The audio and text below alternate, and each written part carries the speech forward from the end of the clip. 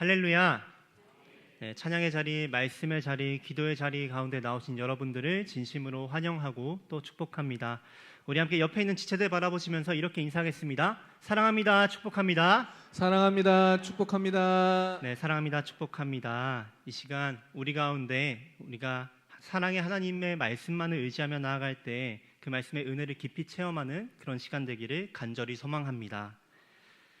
여러분, 우리가 사람들과 관계를 맺으며 살아갈 때 누구나 마음속에는 기대하는 바가 있습니다. 내가 누군가와 관계를 맺을 때 저 사람은 나에게 이 정도는 해주겠지, 이런 말은 하지 않겠지 하는 관계성 안에서의 기준이 우리는 모두에게 있습니다. 그리고 그 기준을 상대방이 나에게 지켜줄 때 우리는 마음이 편안해집니다. 그런데 만약에 상대방이 그 기대를 충족하지 못하면 우리는 어떻게 반응하게 되나요? 실망하게 되고 마음이 상하게 되고 때로는 관계에 금이 가게 되기도 합니다. 또 반대로 누군가가 내 기준을 넘어서 다가오면 어떻습니까? 부담스러워지고 마음의 거리를 두게 됩니다. 이렇게 우리는 누구나 어떤 관계를 맺을 때 기대와 선이라는 기준을 가지고 사람을 만나고 관계를 맺고 살아갑니다. 나도 모르게 내 프레임에 다른 사람을 맞추려 하는 습성이 우리에겐 있다는 것이죠. 이러한 모습은 인간 안에 있는 자기중심성이라는 죄성이 드러나는 한 단면으로 우리가 볼 수가 있습니다. 그런데 문제는 이런 기준과 틀을 사람, 이웃, 내 친구, 내 가족에게뿐만 아니라 하나님을 향해서도 우리가 들이밀게 된다는 것이죠. 하나님을 향한 우리 나름의 기대와 어떤 적절한 선을 가지고 하나님은 이런 상황에서는 이렇게 하셔야 해, 하나님은 이 정도는 복을 주셔야 하지 않을까? 왜 이런 일은 막아주시지 않았지와 같이 하나님을 향하여서도 우리는 나름의 기대와 선을 가지고 하나님을 판단하곤 한다는 것입니다. 여기 있는 우리 모두는 한 번쯤 이런 생각이 든 적이 있을 것입니다. 그리고 우리도 모르게 하나님을 향해 기준을 세우고 또 그 기대 안에서만 역사하기를 바랄 때가 있다는 것이죠. 만약에 하나님의 일하심이 내가 원하는 방향이 아니면은 불편해지고 때로는 실망도 하신 경험들이 모두에게는 한 번씩 있을 것입니다. 그런데 오늘 우리가 함께 나눌 요나서의 말씀 속에도 이런 모습과 너무너무 닮아있는 한 인물이 나타납니다. 그는 바로 선지자 요나죠. 그 요나는 하나님의 말씀을 선포하고 순종해야 하는 선지자였지만 자기 기준에 맞지 않는 하나님의 계획 앞에 그는 끝내 화를 내고 낙심하는 모습을 본문 속에 보입니다. 오늘 우리는 이 요나의 이야기를 통해서 이런 질문을 마주해 보려고 합니다. 나는 과연 하나님을 나의 프레임 안에 가두고 있지는 않은가? 내가 짜놓은 프레임 안에서, 내가 짜놓은 기대와 선 안에서만 하나님을 경험하려고 하진 않는가? 이 질문을 가지고 우리가 함께 말씀을 살펴볼 텐데, 그 말씀 앞에 설 때 우리가 가지고 있던 기대와 기준을 잠시 내려놓고 하나님의 말씀 앞에서 하나님의 시선과 마음을 닮아가는 우리가 되기를 소망합니다. 그럼 오늘 본문을 살펴보기 전에 요나서의 전체적인 흐름을 먼저 함께 정리하면 좋을 것 같습니다. 요나서는 하나님께서 요나를 부르시는 장면으로 시작을 합니다. 그래서 요나서 1장 2절을 보면은 하나님은 요나에게 너가 니느웨로 가서 심판을 선포해라 라고 부르시죠. 그런데 요나는 하나님의 부르심을 거부하고 오히려 정반대인 다시스로 도망을 갑니다.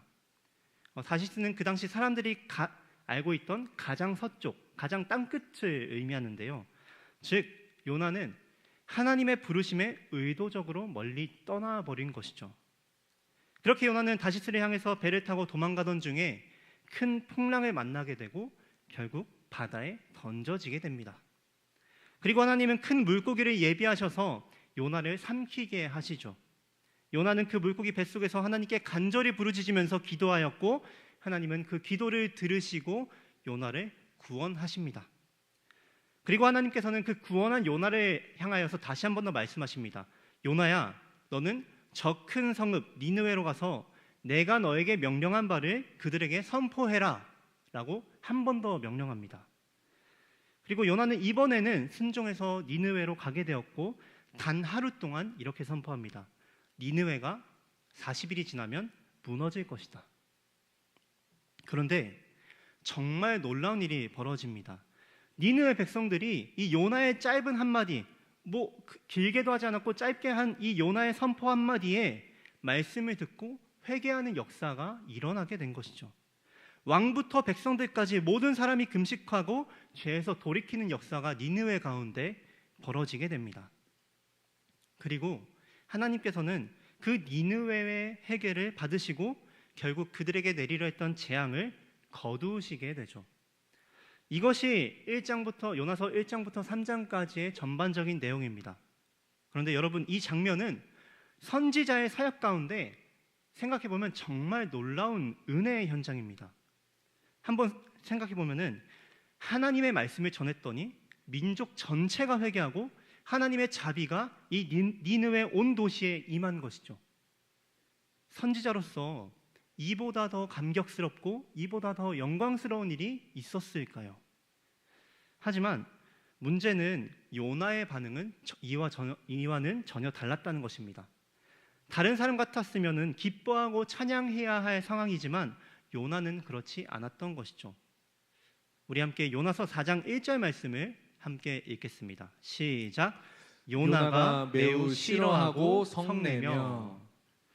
자, 요나는 지금 기뻐하지 않습니다. 이 성경 원어를 보면은 이 말은 단순한 짜증이나 아쉬움이 아니라 불쾌하다, 불쾌해하다 또는 속에서부터 감정이 불타오르다와 같은 의미를 지니고 있습니다. 즉, 요나는 지금 아주 깊은 분노에 휩싸여 있으며 그 분노는 하나님을 향해 있다는 것이죠. 대체 요나는 왜 분노했을까요? 우리 함께 2절과 3절 말씀을 읽겠습니다. 시작. 여호와께 기도하여 이르되 여호와여 내가 고국에 있을 때에 이러하겠다고 말씀하지 아니하였나이까. 그러므로 내가 빨리 다시스로 도망하였사오니 주께서는 은혜로우시며 자비로우시며 노하기를 더디하시며 인애가 크시사 뜻을 돌이켜 재앙을 내리지 아니하시는 하나님이신 줄을 내가 알았음이니이다. 여호와여 원하건대 이제 내 생명을 거두어 가소서. 사는 것보다 죽는 것이 내게 나음이니이다 하니. 아멘. 자, 요나는 이렇게 말합니다. 하나님, 내가 이럴 줄 알았습니다. 그래서 제가 도망간 것입니다. 주께서는 은혜로우시고 자비로우시고 노하기를 더디하시며 재앙을 내리지 않는 분이라는 것을 제가 알거든요. 그래서 제가 도망갔지 않았습니까? 차라리 저를 죽여주십시오라고 요나가 하나님께 말하고 있는 것입니다. 2절에서 하나님을 향한 놀라운 자비로우시고 노하기를 더디하신다는 그 하나님의 속성을 읊는 요나는 그 하나님을 찬양하는 것이 아니라 그러한 하나님을 지금 비꼬고 있는 것입니다. 요나는 지금 하나님께 따지고 있는 것이죠. 자신이 도망친 이유가 하나님이 결국 니느웨를 용서하실 줄 알았기 때문이라는 것입니다. 그렇다면 왜 이렇게까지 요나는 분노를 했을까요? 그 이유는 요나가 가지고 있는 프레임 때문이었습니다. 요나는 니느웨는 반드시 멸망해야 한다고 생각했습니다. 그렇기에 니느웨를 향한 하나님의 자비와 용서가 요나의 눈에는 정의롭지 못한 일처럼 보인 것이죠. 그런데 그 당시의 배경을 보면은 어느 정도는 이해가 됩니다. 왜냐하면 이 니느웨라는 도시는 당시 아수르 제국의 수도였습니다. 그리고 이 아수르는 고대 역사 속에서 아주 손에 꼽히는 잔혹한 제국이었습니다. 그 역사적인 문헌을 살펴보면 이러한 내용들이 있습니다. 사람을 포박하고 산채로 껍질을 벗기고 시신을 성벽에 걸어두며 전쟁마다 피로 물들이는 민족이었다. 정말 말로 표현하기가 끔찍할 정도로 잔인한 제국이 바로 이 아수르 제국이었고 그 아수르 제국의 수도가 바로 니느웨였다는 것이죠.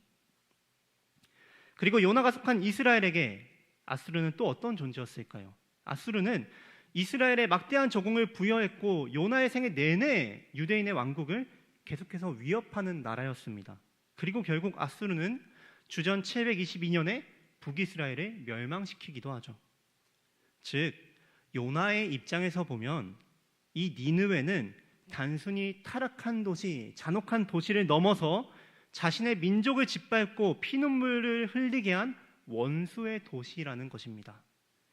그러니 요나는 하나님, 저런 나라는 소돔과 고모라처럼 유황불로 심판받아야 마땅합니다. 그런데 왜 제가 저기 가서 회개의 기회를 주어야 하나요? 라고 생각하면서 처음에 도망쳤던 것입니다. 그리고 겨우 마음을 잡고 요나는 간신히 니느웨에 갔습니다. 그런데 어떻게 말씀을 전했습니까? 요나서의 말씀을 보면은 니느웨는 사흘이나 돌아야 하는 큰 성읍이라고 표현하는데 요나는 하루 만에 대충 돕니다. 그리고 다른 어떤 말도 없이 니느웨가 40일이 지나면 무너질 것이다. 이 문장만 던지고 떠납니다. 회개하라는 말도 없이, 죄를 버리라는 말도 없이, 소망의 선포도 없이 그냥 그 한 문장만 던지고 떠나버린 것이죠. 즉 요나는 진심으로 그 니느웨가 돌이키기를 바라지 않았던 것입니다. 그저 하나님께 신용만 하고 그들의 멸망을 두고 보기만을 기다렸던 것입니다. 요나의 프레임은 단호했습니다. 저 니느웨는 멸망받아야 마땅한 자들이다. 하나님의 자비는 그 성읍에는 닿으면 안 된다. 요나는 하나님께서 자신을 건지신 일은 찬양했지만 니느웨를 건지신 하나님은 인정하지 않는 모습을 보이고 있는 것이죠. 그런데 하나님께서는 그 요나의 프레임 완전 밖으로 벗어나십니다. 그리고 어떤 설명도 없이 이 짧은 질문 하나만을 던집니다. 함께 4절 말씀을 읽겠습니다. 시작. 여호와께서 이르시되 내가 성내는 것이 옳으냐 하시니라. 아멘. 하나님께서는 요나의 마음 깊숙한 곳을 꿰뚫는 질문을 하십니다.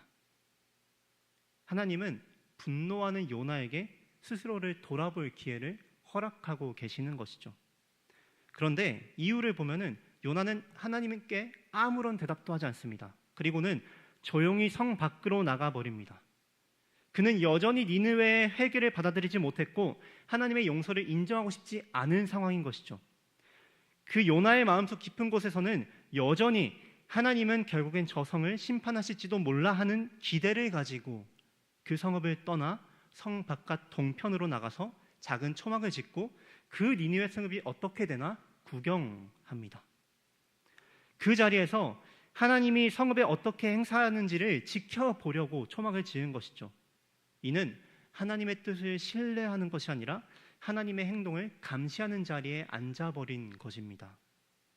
그리고 그때 그렇게 요나는 끝까지 하나님을 인정하지 않을 때 하나님께서는 요나를 위해 한 가지를 예비하십니다. 6절 말씀을 보면 이렇게 나옵니다. 하나님께서는 박넝쿨 하나를 자라게 하셔서 요나의 머리 위로 그늘을 만들어 주십니다. 뜨거운 동풍 속에서 초막만으로는 부족한 그 요나에게 친히 그늘을 주신 것이죠. 그리고 이에 대한 요나의 반응은 어떻습니까? 함께 6절 하반절 말씀 읽겠습니다. 시작. 요나가 박넝쿨로 말미암아 크게 기뻐하였더니. 자, 여러분, 이 장면에서 요나의 감정은 너무나도 분명합니다. 앞에서는 니느웨를 향한 하나님의 자비에 분노했지만 자기 머리 위에 들이운 그늘 앞에서는 크게 기뻐합니다. 이것은 무엇을 보여줍니까? 요나는 지금 하나님의 뜻이나 성품에 감동받은 것이 아니라 하나님이 자신에게 잘해주셨기 때문에 기뻐하는 것입니다.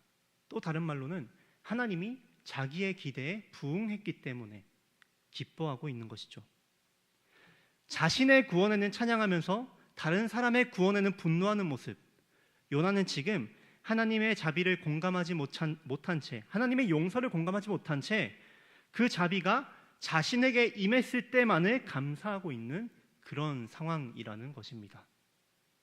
그럼 이어서 함께 다음 장면을 봅시다. 7절을 보니까 하나님은 또 하나의 작은 사건을 예비하십니다. 바로 벌레죠. 하나님이 예비하신 이 벌레가 요나에게 그늘을 만들어 주었던 박넝쿨을 갉아먹어 시들게 합니다. 그리고 8절에서는 하나님이 뜨거운 해와 동풍까지 보내셔서 요나가 더 이상 견디지 못하게 만드십니다. 그러자 요나는 또다시 외칩니다. 사는 것보다 차라리 죽는 것이 낫겠습니다. 하나님의 뜻이 마음에 들지 않을 때 분노했던 요나는 자신이 기대한 결과가 사라졌을 때 또다시 분노하는 모습을 나타내고 있습니다. 하나님은 이러한 요나의 반응을 지켜보시면서 다시 한번 물으십니다. 함께 9절 상반절 말씀을 읽겠습니다. 시작. 하나님이 요나에게 이르시되 내가 이 박넝쿨로 말미암아 성내는 것이 어찌 옳으냐 하시니. 아멘. 자, 그리고 요나는 이렇게 대답합니다. 함께 하반절을 읽겠습니다. 시작. 그가 대답하되 내가 성내어 죽기까지 할지라도 옳으니이다 하니라. 자, 요나의 대답은 한결같습니다. 나는 옳습니다. 하나님, 내가 성내는 것도 정당합니다. 하나님, 이 상황에 분노하는 나는 틀리지 않았습니다. 여러분, 여기서 우리는 요나의 마음 깊은 곳에 자리 잡은 한 가지 모습을 발견하게 됩니다. 요나는 하나님의 주권적인 역사 앞에서 하나님의 일하심을 쉽게 받아들이지 못했습니다. 하나님께서 니느웨를 용서하신 것도, 또 요나를 위해 박넝쿨을 예배하시고 거두신 것도 모두 하나님의 주권적인 손길이었는데, 요나는 자신의 기대와는 다르게 움직이시는 하나님을 바라보며 마음 깊이 어려움을 느끼고 있었단 말이죠. 요나에게는 정의란 이런 것이다, 공의란 이런 것이다, 자비란 이런 것이다 라는 분명한 기준이 있었습니다. 그리고 하나님은 이 기준대로 일하셔야 한다는 고정된 프레임이 요나에게는 있었습니다. 그리고 그 틀에서 벗어난 하나님의 일하심 앞에서 요나는 지금 마음을 열지 못하고 분노하고 억울해하고 있는 것이죠. 여러분, 이 모습은 우리에게도 낯설지가 않습니다. 혹시 우리 안에도, 우리 스스로, 내 안에도 이런 기준과 틀은 없을까요? 하나님이 하시는 일을 이해할 수 없을 때, 내가 기대한 방식이 아닐 때 우리는 속상해하거나 실망하거나 때로는 마음이 딱딱해진 순간들이 있었을 것입니다. 바라는 것은 이 요나의 모습을 통해서 우리 스스로의 모습을 다시 한번 돌아보는 시간이 되길 소망합니다. 여러분, 그렇다면 하나님께서는 이렇게 끝까지 완고한 자기중심적인 생각을 가지고 있는 요나에게 어떻게 반응을 하십니까? 하나님은 요나를 내치지 않으시고 포기하지도 않으십니다. 하나님은 여전히 조용히 요나에게 말씀하시죠. 함께 10절과 11절 말씀을 함께 읽겠습니다. 시작. 여호와께서 이르시되 내가 수고도 아니하였고 재배도 아니하였고 하룻밤에 났다가 하룻밤에 말라버린 이 박넝쿨을 아꼈거든. 하물며 이 큰 성읍 니느웨에는 좌우를 분변하지 못하는 자가 12만여 명이요 가축도 많이 있나니 내가 어찌 아끼지 아니하겠느냐 하시니라. 아멘. 아멘. 자, 하나님께서는 요나에게 이렇게 말씀하십니다. 요나야, 너는 하룻밤에 나고 하룻밤에 시든 이 박넝쿨도 소중히 여겼구나. 그렇다면 나는 저 니느웨의 수많은 사람들을 어찌 아끼지 않겠느냐 라고 말씀하시죠. 여기서 아끼다라는 말은 단순한 동정이나 관용이 아니라 히브리어 원어를 보면은 연민의 마음으로 고통을 느끼며 함께 아파하는 것을 말합니다. 즉, 하나님께서는 그 니느웨를 바라보시면서 방향을 잃고 살아가는 그 영혼들을 바라보시며 아파하시고 깊은 연민과 사랑을 품고 계셨던 것입니다. 여러분, 하나님께서는 온 세상의 창조주이십니다. 하나님은 넘치는 사랑으로 이 세상을 창조하셨고, 그리고 그 하나님께서는 그 사랑으로 한 마리 참새가 떨어지는 것도 외면하지 않으시는 분이십니다. 그런 하나님께서는 이스라엘만을 아끼는 것이 아니라 온 세상을, 그리고 니느웨를, 방향을 알지 못하고 길을 잃은 그 백성들을 마음에 품고 아끼신다는 것이죠. 여기서 좌우를 분별하지 못하는 사람들이라고 말씀하신 것은 옳고 그름을 뚜렷하게 구분하지 못하고 삶의 방향을 알지 못하는 연약한 존재들을 의미합니다. 무엇을 위해 살아가야 하는지조차 알지 모르는, 그저 혼란 가운데 살아가는 그 영혼들을 말하는 것이죠. 하나님께서는 그러한 사람들을 바라보시면서 화를 내거나 조롱하지 않으십니다. 오히려 함께 아파하시고 함께 눈물을 흘린다는 것이죠. 요나는 자신 안에 쌓아온 정의와 사랑의 프레임으로 하나님을 바라보았습니다. 그리고 하나님이 그 프레임을 벗어났을 때 분노했습니다. 하지만 하나님은 그러한 요나를 탓하지 않으시고 인격적으로 따뜻하게 대화하시며 그의 시야를 점점 열어가시는 것이죠. 사랑하는 성도 여러분, 하나님은 우리의 생각보다 훨씬 더 크신 분이십니다. 하나님의 사랑은 우리의 생각보다 크고 하나님의 공의는 우리의 지혜보다 깊습니다.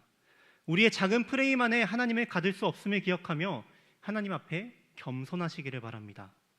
사랑하는 여러분, 하나님은 이렇게 마음을 드러내시며 요나서의 이야기를 마무리하십니다. 그런데 놀랍게도 하나님의 마음에 요나의 반응은 기록되어 있지 않습니다. 이 11절로 요나서는 마무리가 되는 것이죠. 이 요나서의 마지막은 열린 결말로 이렇게 이루어지게 되는데, 하나님께서 던지신 그 질문, 하나님의 마음에 대해서 요나의 반응은 의도적으로 지워져 있습니다. 왜 그렇습니까? 이 질문은 단지 요나 한 개인이 향한 것이 아니기 때문입니다. 그 당시 요나서를 읽던 독자들에게, 그리고 오늘 이 말씀 앞에 있는 우리 모두에게 던지시는 하나님의 질문이기 때문입니다. 우리도 살아가면서 이러한 순간들을 마주합니다. 내 상에 예상치 못한 일이 일어날 때 사랑의 하나님이라면 어떻게 나에게 이런 일을 행하실 수가 있지? 묻습니다. 그리고 세상에서 끔찍한 일을 마주할 때 공의의 하나님이라면 세상이 이렇게 어지러워서는 안 되는 것이 아닌가 하고 하나님께 반문합니다. 그렇게 우리는 하나님의 사랑도 하나님의 정의도 우리 각자의 기준과 틀 속에 가두려고 할 때가 너무나도 많습니다.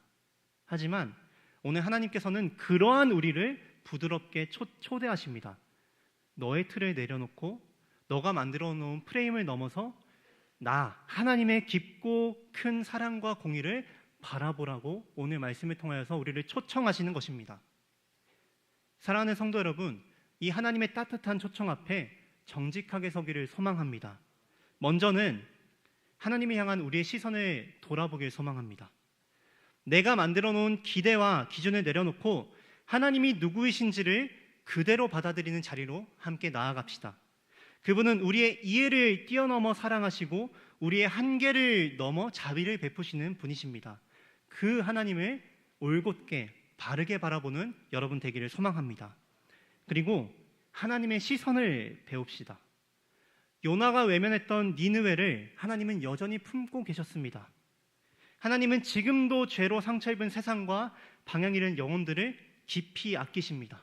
그리고 무엇보다 율법을 끝까지 만족시키지 못하고 하나님을 끝까지 배반하는 저와 여러분을 품으셨습니다.